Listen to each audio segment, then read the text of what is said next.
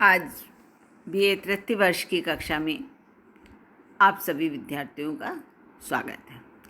इससे पूर्व के व्याख्यान में हम रामधारी सिंह दिनकर के कुरुक्षेत्र के छठे सर्ग की व्याख्या कर रहे थे।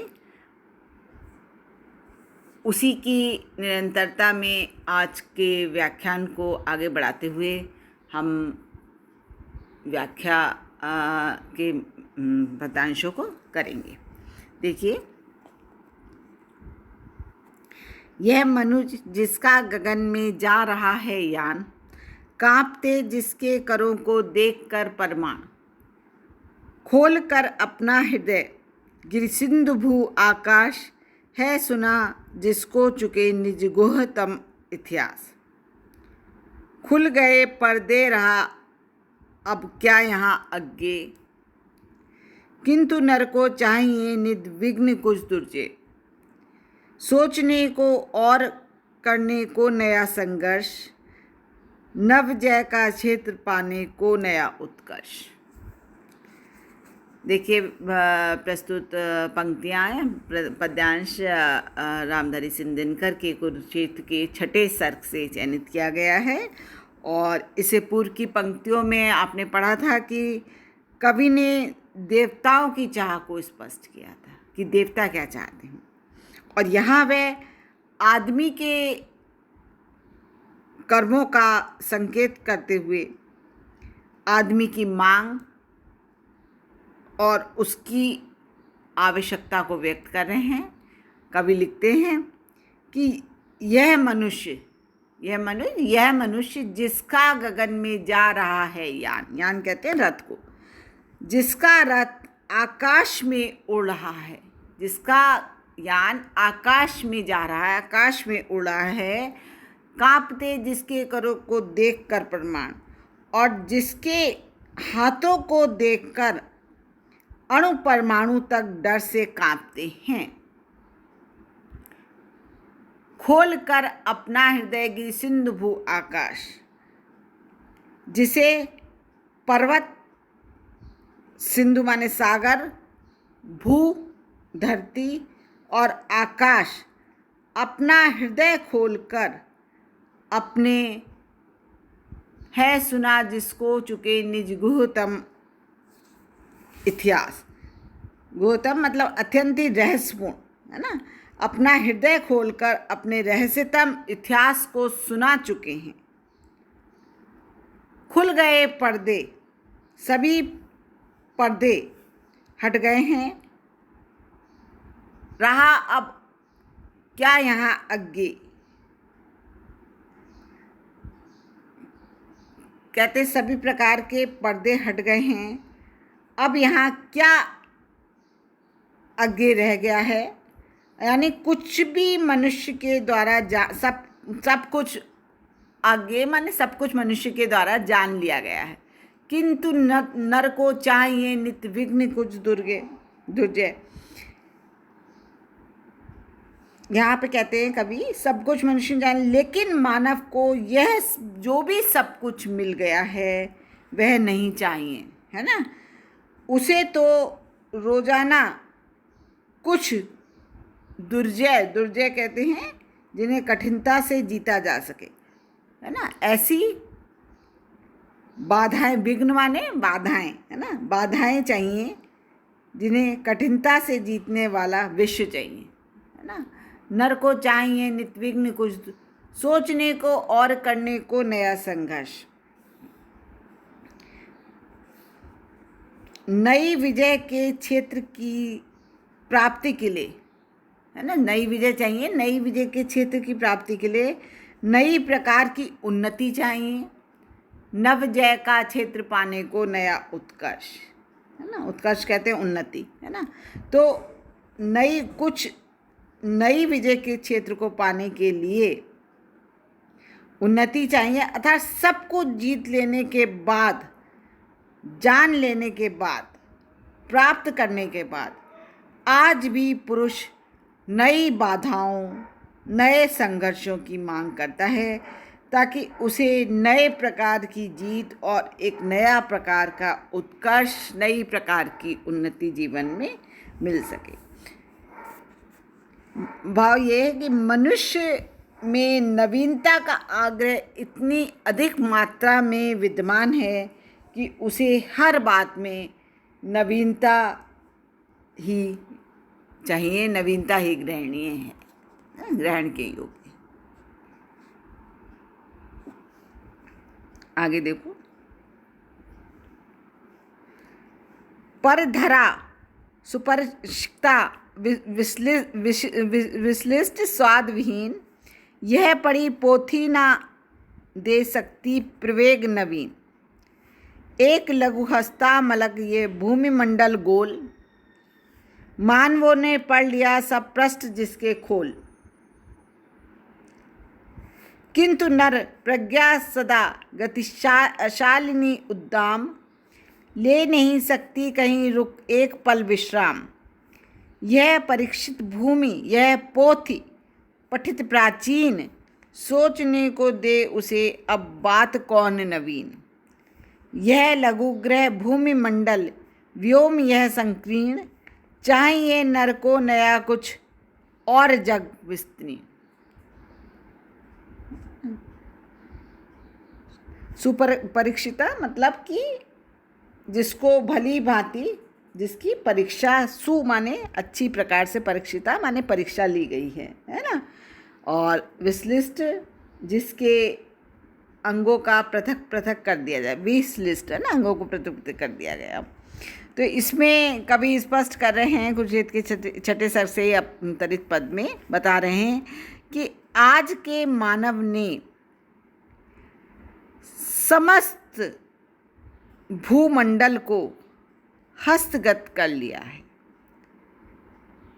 परधरा कर लिया है, धरा को एक किताब की तरह पढ़ लिया है।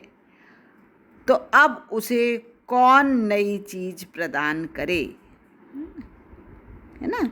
परधरा सुपरिचिता विश्लिष्ट स्वादविहीन, है ना। आज के मानव ने समस्त भूमंडल को हस्तगत अपने हाथों में ले लिया है। आज जो मनुष्य है उसने, उसके स्वभाव के विषय में कहते हैं कि उसने पृथ्वी के तो सारे रहस्यों को, धरा पृथ्वी के तो सारे रहस्यों को ज्ञात कर लिया है, और यह पृथ्वी उसके लिए अब कुछ भी रहस्यमयी नहीं रही है, क्योंकि उसने उसे भली भांति से उसकी परीक्षा कर ली है।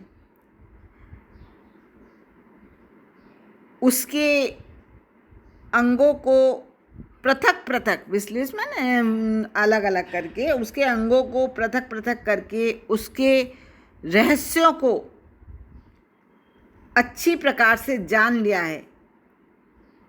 इसलिए यह पड़ी पोथी न दे सकती प्रवेग नवीन, इसलिए यह उसके लिए अब आनंद रहित बन गई है ना। एक लघु हस्ता मलक ये भूमि मंडल गोल, मानवों ने पढ़ लिए सब पृष्ठ जिसके कोल। कहते हैं कि आकाश भी उसके लिए छोटा पड़ गया है।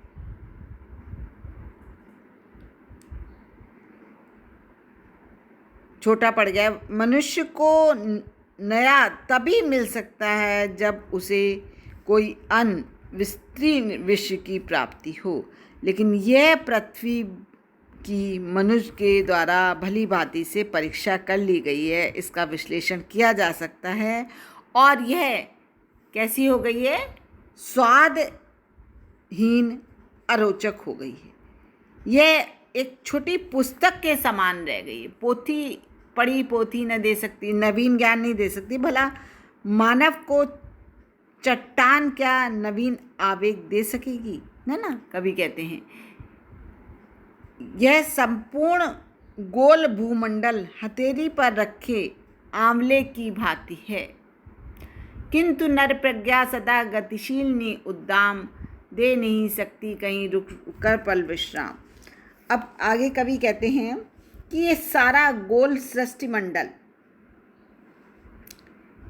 मनुष्य के लिए हाथ पर रखे हुए एक छोटे से आंवले की भांति बन गया है। हस्तामलक हाथ पर आंवले की भांति। देखिए, हस्तामलक कहते हैं हाथ पर रखे आंवले की भांति। यह एक लघु हस्तामलक, यह भूमिमंडल गोल है ना, एक छोटे से आंवले की भांति बन गया है। मानवों ने पढ़ लिए सब पृष्ठ जिसके खोल, और इसके लिए इस विषय में कुछ भी जानना अब से शेष नहीं रह गया है। अर्थात मनुष्य ने इस पोथी के सभी पृष्ठों को पढ़ लिया है। मनुष्य ने सब कुछ पढ़ लिया है, पोथी के सभी पृष्ठों को खोलकर पढ़ लिया। मनुष्य की बुद्धि हमेशा गतिशील रहती, किंतु नर प्रज्ञा सदा गतिशील उद्दाम। कहते हैं यहाँ पर कवि आगे बताते हुए कहता है, लेकिन मनुष्य की बुद्धि सदा प्रबल और गतिशालिनी है, ले नहीं सकती कहीं रुक एक पल विश्राम। वह सदैव ही तीव्र गति से आगे चलती रहती है, इसलिए वह एक पल के लिए भी विश्राम नहीं ले सकती, कहीं ठहर नहीं सकती। यह परीक्षित भूमि, यह पोथी पठित प्राचीन, और यह भूमि उसके लिए अच्छी तरह परख ली है। परीक्षित भूमि उसके लिए अच्छी तरह परख ली है। यह भूमि उसके लिए अच्छी तरह परख ली, यह उसके लिए पढ़ी हुई पुरानी पुस्तक के समान बन गई है। यह भूमि उसकी जानी हुई है ना। यह भूमि जो है वो उसने अच्छी तरह से पढ़ ली है और ये उसकी जानी हुई है, और यह किसी पुरानी प्राचीन पढ़ी हुई पोथी के समान बन गई है। अब मनुष्य को सोचना है कि आगे क्या सोचने को दे उसे, अब बात कौन नवीन है ना, और अब उसे कौन सी नई बात सोचनी है, कौन सी नई बात जाननी है। चाहिए नर को कुछ नया। यह लघुग्रह भूमिमंडल, यह लघुग्रह भूमिमंडल और यह छोटा सा आकार, यह लघुग्रह छोटे छोटे ग्रह, भूमिमंडल व्योम माने आकाश, यह विकीर्ण, यह छोटा सा जो संकीर्ण मतलब छोटा सीमित व्योम आकाश, छोटा सा आकाश मनुष्य के लिए पढ़ लिया गया है ना। चाहे नर को, और इसमें उसके लिए कुछ भी नवीनता अब नहीं रह गई है ना। चाहिए मनुष्य को नित्य नवीनता के स्वभाव को तृप्त करने के लिए उसे कुछ नया तथा जग विस्तीर्ण माने विस्तार लिए हुए विस्तृत, उसे कुछ नया और विस्तृत चाहिए है ना। मनुष्य को कुछ विस्तृत विश्व चाहिए, वहीं उसे कुछ नया प्रदान कर सकता है ना। तो इसमें पृथ्वी को परिशिष्ट, विश्लिष्ट और स्वादहीन ये विशेषणों से युक्त करके पढ़ी हुई प्राचीन पोथी से उपमित करके उपमा देकर कवि ने मनुष्य द्वारा ज्ञात रहस्यों की अभिव्यंजना बड़ी कुशलता से की है। इसलिए यहाँ पर पृथ्वी को पड़ी हुई पोथी कहना और भूमंडल को हथेली का आंवला कहना, ये सुंदर चमत्कारपूर्ण उपमानों की योजना यहाँ पर कवि ने की है। धन्यवाद बच्चों। इसको हम आज व्याख्यान को यहीं समाप्त करते हैं। आगे की व्याख्या हम अगले व्याख्यानों में करेंगे।